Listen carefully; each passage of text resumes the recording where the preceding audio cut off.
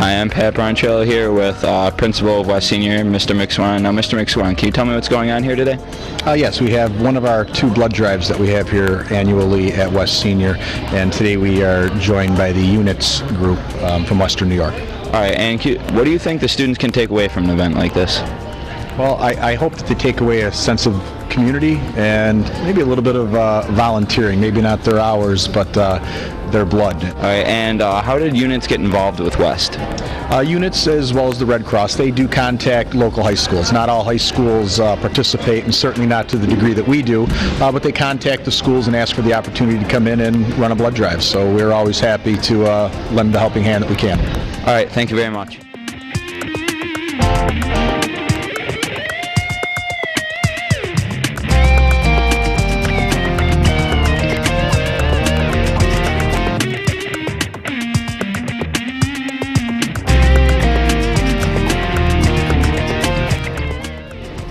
I'm here with Harry from Units. Now, can you tell me what exactly you do for Units? Well, basically the children or the adults will come in, they'll sign in on my paper. I have to ask for ID. Basically, you got to be 16-year-old with a parent's permission slip. 17-year-old, you don't need one. You just got to be healthy in order to donate. You come in and we check if you're on medication or not. A lot of procedures to go through, but basically you just got to be healthy. All right, now, what are the requirements? What do they have to do, when they get here before they donate blood? Well, you want to make sure you have a good breakfast before you donate, because the likelihood of getting sick might be a little bit more, and you want to drink a lot of fluids. We always make sure someone drinks a bottle of water before they donate. Just make sure you eat a nice breakfast in the morning and you're well hydrated. All right, thank you very much.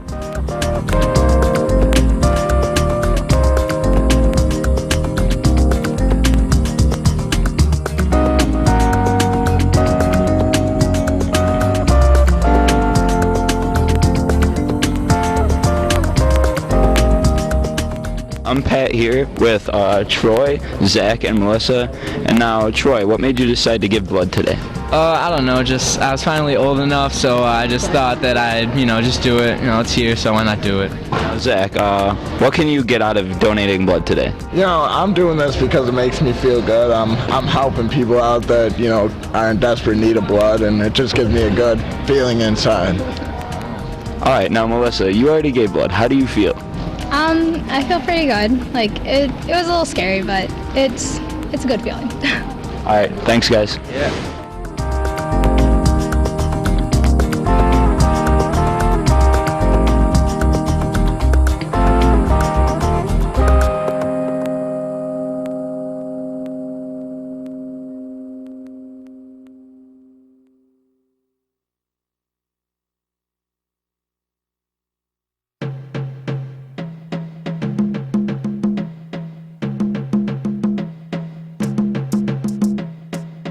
Well, first of all, the BLT stands for Busy Learning Through Traveling Students, and every year we take trips throughout the community, and one way that we like to give back to the community is through a community project.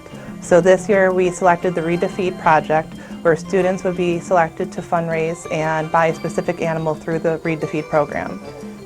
All the minutes will be recorded on the student's reading log, and then they will get neighbors or friends to bring in. There's no specific amount or specific reading time. It's really just to encourage the reading and the literacy component at home. When we invited Dr. Crawford to come read the book Beatrice's Goat, we actually had no idea about his experiences in Africa. So it was terrific to have that correlation of the book, and then for him to share the experiences with the students made it so much more meaningful for them. When I was in Africa, I helped to deliver 10 cows to a village, and they were delivered to this one farm, and I helped to shepherd these cows through this field to get it over to this village. The families were waiting in this village for these cows, and this is the way it works. Each family won a cow by lottery, and the cows are they're very valuable. It's like winning a lottery here, except instead of having cash money, you get the cow. And the cow allows you eventually to have milk, and eventually it'll mate with a bull and you get a calf. The calf may be given to a neighbor. So when your family gets the cow, the chief in the village will say to your mother or father, now you must take care of this cow, and if you don't, your neighbors are going to tell me. And if I find out that you're not feeding the cow well or giving it water on a regular basis, or if you're abusing the cow in any way, I'm going to come and take it away from you and I'll give it to your neighbor. Because your neighbor is counting on you to take care of that cow so that when the calf comes, he gets the cow or the calf. So everyone's tied into this gift of a cow. Do you understand how that works? And because when they first started giving cows away in this Heifer Project, the people would do one of two things right away. Either they'd sell it for money, or they'd kill it and butcher it and eat it right away. And the idea was for all of the young people in the village to have a milk supply. Do you all drink milk? Yes. You like milk? Yeah. Is milk a good health food? Yeah. Of course it is. I drink milk too. In a lot of these African villages, milk was not readily available. So they started this Heifer Project to get dairy cows into these villages. And they would teach these families how to handle these cows because they were not taught to be farmers. So you have to learn something. Would you know how to handle cows, dairy cows, if I gave you 5 of them? No, so you'd have to learn. So just like all these families, they had to learn as well. Okay? In all these villages, everywhere you go, you see goats and young goats all around, and also chickens. Chickens are all over the place.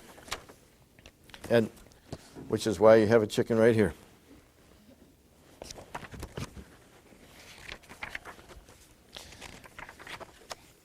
Okay, well now this is the first illustration you have, and this is a scene that I saw frequently when I traveled in Rwanda. And again, I was about 20 miles from the border with Uganda.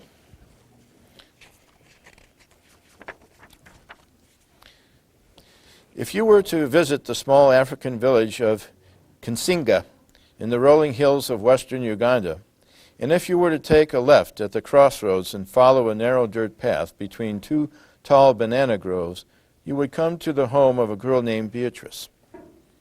Beatrice lives here with her mother and 5 younger brothers and sisters in a sturdy mud house with a fine steel roof. The house is new. So is the shiny blue wooden furniture inside. In fact, many things are new to Beatrice and her family lately. Now, do you see in the picture, you see the chickens? Mm-hmm. What do the chickens give them every day? Yes? Eggs.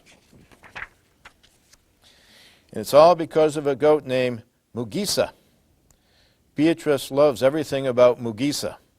The feel of her coarse brown and white coat, the way her chin hairs curl just so, and how Mugisa gently teases her by butting her knobby horns against Beatrice's hand. Tup, tup, like a drum beat waiting for a song. But there is one reason why Beatrice loves Mugisa most of all. In the time before Mugisa, Beatrice spent her days helping her mama hoe and plant in the fields, tend the chickens, watch the younger children, and grind the cassava flour that they would take to market to sell. Some of this also looks like a country that suffered a terrible earthquake a year ago, but it's in our hemisphere. You know the name of that country? Haiti, yeah. Once in a while, when she was tending baby Pascavia, Beatrice would stop by the schoolhouse. Often the students had carried their long wooden benches outside to work under the cool shade of the jackfruit trees. Then Beatrice would stand quietly off to one side, pretending she was a student too. Oh, how she longed to be a schoolgirl. How she yearned to sit on one of the benches and figure sums on a small slate chalkboard. How she wished to turn the pages of a worn copybook and study each word over and over until it stuck in her mind like a burr. I'll never be able to go to school, she would sigh. How could I ever save enough money to pay for books or a uniform? They don't have schools like we do, and they're not free to everybody like they are here.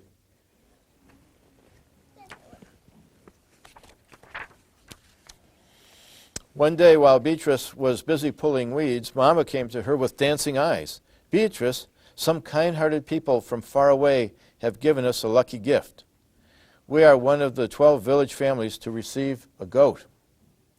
Beatrice was puzzled. A goat? What kind of a gift was a goat?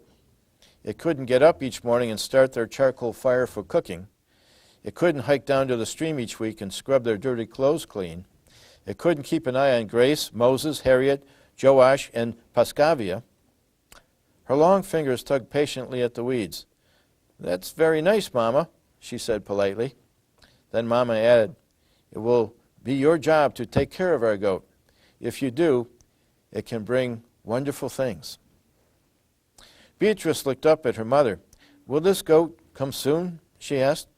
"Because I would like to meet such a goat." Mama laughed. "Good things take time. First I must plant pastures and build our goat a shed." Beatrice nodded slowly. Surely Mama knew what she was doing. "I will help you," she declared. For the next few months, Beatrice worked harder than ever. She helped Mama collect the posts for the shed walls, then lashed the posts together with banana fibers. She planted narrow bands of stiff elephant grass along the edges of their cassava field. She put in pigeon trees and lab vines between the banana trees. So they're using all of the natural things around their home to help make this little pasture and this little enclosure for the goat. Finally, one day Beatrice's goat arrived, fat and sleek as a ripe mango. Beatrice stood shyly with her brothers and sisters, then stepped forward and circled the goat once. She knelt close, inspecting its round belly, and ran her hand along its smooth back. "Mama says you are a lucky gift," she whispered. "So that is what I will name you, Mugisa," which means luck. 2 weeks later, Mugisa gave birth. It was Beatrice who discovered first one kid, and then, to her surprise, another. "Twins!" she exclaimed, stooping down to examine them. "See that, my Mugisa? You have already brought us 2 wonderful things." Beatrice named the first kid Muliwanda, which means expected, and the second Kembo, or surprise. Each day Beatrice made sure Mugisa got extra elephant grass and water to help her produce lots of milk, even though it meant another long trip down to the stream and back. When the kids no longer needed it, Beatrice took her own first taste of Mugisa's milk. Sweet," she said, mixing the rest into her cup of breakfast porridge. Beatrice knew Mugisa's milk would help keep them all much healthier.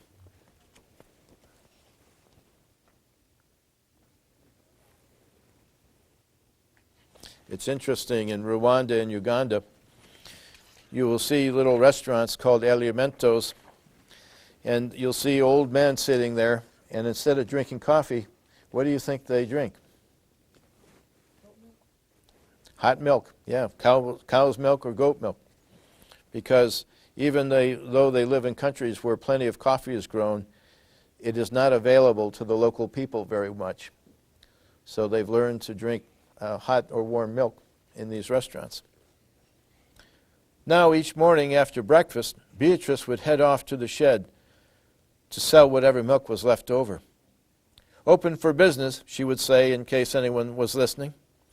Often she would spy her friend Bunane coming through the banana groves. "Good morning, Beatrice," Mugisa, expected and surprised, Bunane would always say. Then he would hand Beatrice a tall pail that she would fill to the top with Mugisa's milk. When Beatrice finished pouring, Bunane would hand her a shiny coin, and Beatrice would carefully tuck the money into the small woven purse at her side. Day after day, week after week, Beatrice watched the purse get fuller. Soon there would be enough money for a new shirt for Moses and a warm blanket for the bed she shared with Grace. So you can see already how Mugisa is helping the family. Aside from providing the milk, she's providing what else? Money, yeah. One day, Beatrice returned from collecting water and noticed Mama frowning and counting the money in her woven purse. Beatrice put down the water can and rushed to her mother's side. "Mama, what is it?" she asked. "What's wrong?" See, she thought maybe she had done something wrong with the money she was collecting for her mother. As she looked up, Mama's frown turned to a small smile. "I think," she said, "you may just have saved enough to pay for your school." "School?" Beatrice gasped in disbelief. "But what about all the other things we need?" "First things first," Mama said. Beatrice threw her arms around her mother's neck. "Oh, Mama, thank you." Then she ran to where her goat stood chewing her cud and hugged her tight. "Oh, Mugisa," she whispered, "today I am the lucky one. You have given me the gift I wanted most." The very next week, Beatrice started school. On the first morning that she was to attend, she sat proudly waiting for milk customers in her new yellow blouse and blue jumper, Mugisa by her side. Beatrice felt nervous and excited at the same time. Mugisa pressed close, letting her coarse coat brush softly against Beatrice's cheek. "Oh, Mugisa," Beatrice cried, "I'll miss you today." Then she thought again about all the good things Mugisa was bringing. Mama said that soon Surprise would be sold for a lot of money. "It will be enough to tear down this old house," she had explained. "We'll be able to put up a new one with a steel roof that won't leak during the rains." See, they will have a couple of months of rain around March, April, and May. For 2.5, almost 3 months, every day they get rain. Beatrice heard a rustle and noticed Bunain heading toward her with his empty milk pail. He eyed her new uniform and sighed, "You're so lucky. I wish I could go to school." Beatrice reached out and touched Bunain's arm. "I've heard that your family is next in line to receive a goat." A smile crossed Bunain's face. "Really?" "Really." See, these goats are all part of that Heifer Project, even though they're not cows.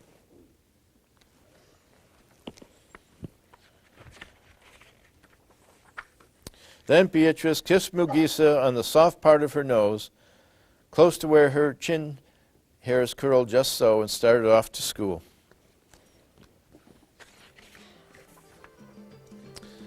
That's the end of that story. There will definitely be some friendly competition between the grade levels from announcements that will be made by the principal in our Channel 91 News, just to motivate and encourage students to just see what other grade levels are raising and to encourage them to keep going through the duration of the project. We really appreciate Dr. Crawford taking time out of his busy schedule to come read with the children. It really made a huge impact on them, not only through reading the book, but him sharing his experiences in Africa. The students went back up to their classrooms and were making lists of all of the people that they wanted to try and ask for donations from. They were really excited about this project. And we really are seeing that they're not thinking of themselves in terms of just their local community, but really having that impact on the global community, which is so important. When you read for pleasure and you also are participating in a program like this that's going to benefit children half a world away, that's a real bonus. And I think what I was impressed with today reading with these young children is that their awareness already of the needs of young people in developing nations, whether it's Central Africa or in Haiti, is incredible to me.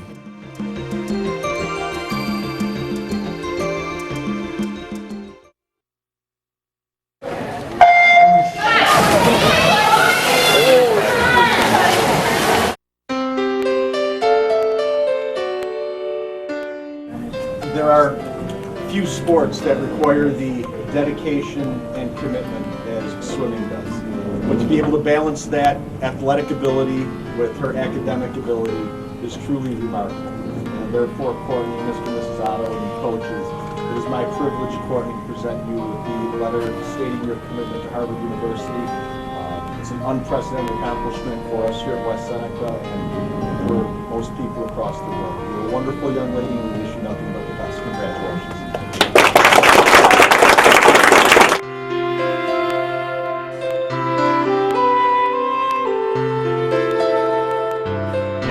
I am here with Courtney Otto, who just signed with Harvard for swimming.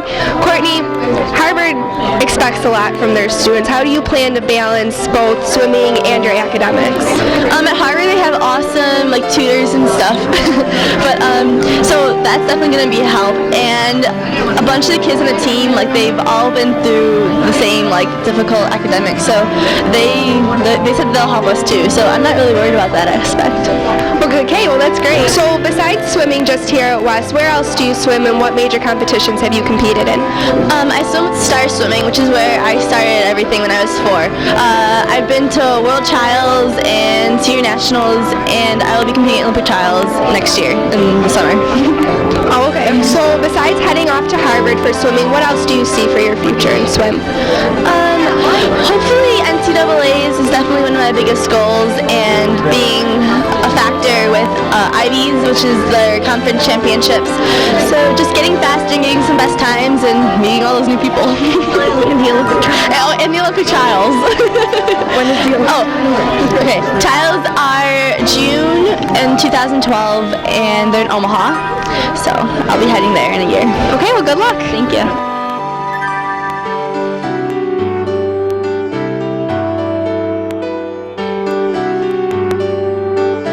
I'm here with Rick Ehrenberg, who is Courtney's coach at Star Swimming. How long have you been Courtney's coach? I've been her coach since 2004 when I first came to Buffalo. Oh, okay. And what do you work with Courtney on as she comes to practices all the time and everything?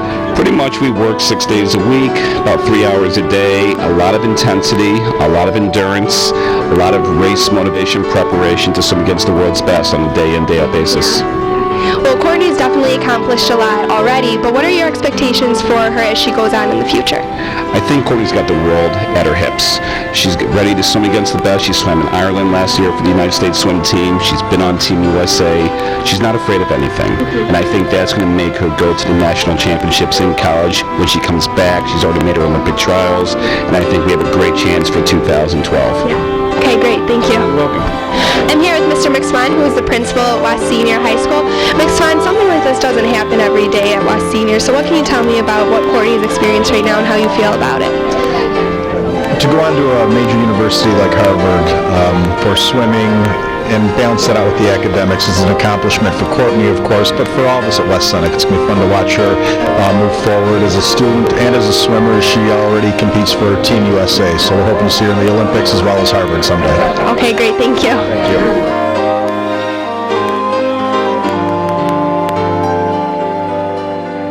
I'm here with Karen Rose, who are members of the West Varsity Swimming Team. They have swam with Courtney. How long have you guys been swimming with Courtney?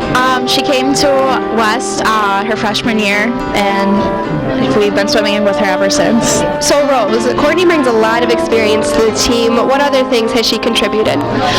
She brings her work ethic, which has really inspired the rest of us to try to be our best, just like she does every day. Okay, great. Thank you.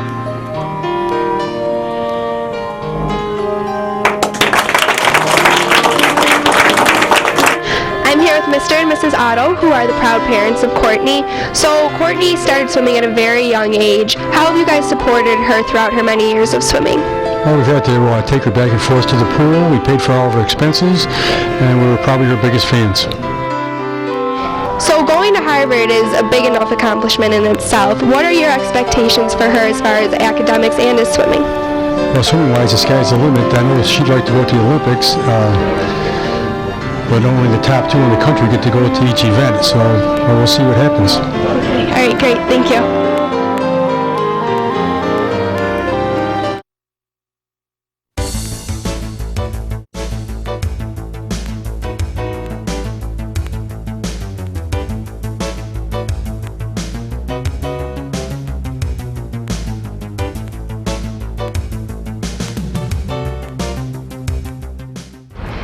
While there were many changes happening in our own country, little changes were happening here in West Seneca. When Winchester Elementary opened in 1939, the students marched from Aurora Elementary School to Winchester. And today, the current students of Winchester Elementary are celebrating that day by hosting alumni from the school, holding a parade, and an assembly. I'm here with Mrs. Brockman, who is the principal here at Winchester. Mrs. Brockman, what went into preparing for this great presentation and the parade today? Well, the 5th grade enrichment students did some research about the history of Winchester, and when they found out that the school on Harlem Road opened up the Monday after Thanksgiving, they thought how great it would be to have a reenactment of the opening of the school. So they invited the alumni to come back to the school, march in the parade, and then we came in through these front doors here and then had a small assembly station where we got to talk to the original building principal, Mr. Ferrand, who's celebrating his 100th birthday in January. I'm here with Jake and Riley, who participated in the event today. So guys, what did you think about the parade today? The parade was very fun. It was cool to see the school that everybody used to go to, and it was good history. It was fun. Okay, and Riley, what did you think about the presentation? Were you able to learn a lot? I was able to learn about Winchester and stuff because I didn't know much like when it started, and it was really cool to see the first principal here, and I thought the presentation was really good.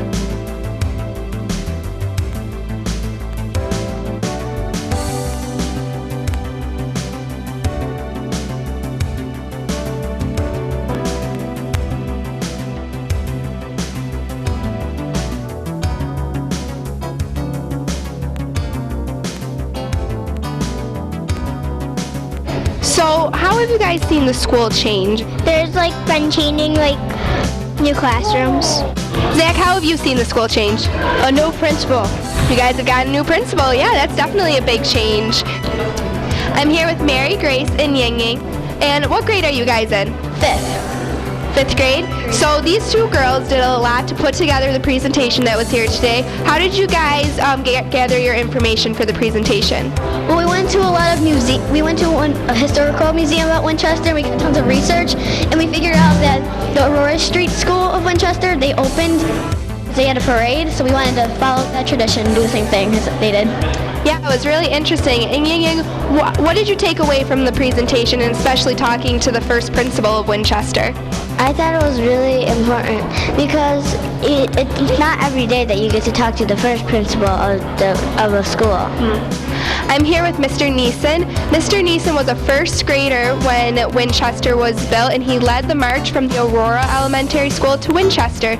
So Mr. Neeson, the kids were really interested in how you guys got to school, where you guys ate lunch. What was life like back when you were going to Winchester?